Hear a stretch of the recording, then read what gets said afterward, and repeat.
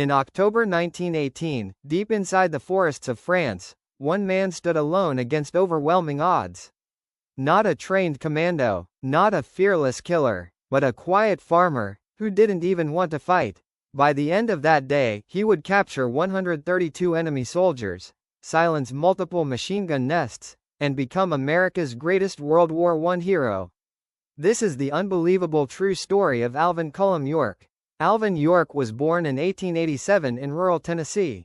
He grew up poor, no electricity, no running water, just hard farm work and survival. Hunting wasn't a hobby for York. It was how his family ate. From a young age, he learned patience, discipline, and deadly accuracy with a rifle. But Alvin York wasn't always disciplined. As a young man, he drank, fought, and lived recklessly, until a turning point changed his life forever. After a violent bar fight, York experienced a religious awakening. He became deeply Christian, and made a promise to God: he would never kill another human being. In 1917, the United States entered World War I. Soon, Alvin York received a draft notice. This created a crisis inside him. How could a man who believed, "Thou shalt not kill," be sent to war? York applied for conscientious objector status, but the army denied his request. Instead, his officers talked with him for weeks. They showed him scripture. They explained just war. They asked one question: what if your faith could save lives instead of ending them? After deep prayer, Alvin York made the hardest decision of his life. He would go to war, and trust God with the outcome. By 1918, York was sent to France. The war was brutal. Endless mud poison gas machine guns mowing down soldiers by the thousands. In October, Allied forces launched the Meuse-Argonne Offensive, the largest battle in American military history.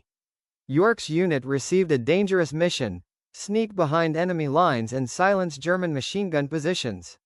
What happened next would enter legend. As York and his men advanced through the forest, German machine guns suddenly opened fire. Most of York's unit was killed or pinned down. Only 8 men remained. Then, they were surrounded. German soldiers began firing from multiple positions. One by one, York's companions were shot. Soon, Alvin York stood alone. Instead of panicking, he did something unexpected. He stood up. Using the same skills he learned hunting in Tennessee, York began picking off enemy soldiers, calmly, precisely. When Germans charged him with bayonets, York dropped them one at a time, starting with the back soldier, just like hunting wild game. Terrified and shocked, a German officer finally shouted for surrender. Alvin York, alone, accepted the surrender of 132 German soldiers. He marched them back to Allied lines with nothing but confidence and faith. The impossible had happened. Alvin York became an instant legend. He received the Medal of Honor, the French Croix de Guerre, parades across America, international fame. Yet, York refused to profit from his actions.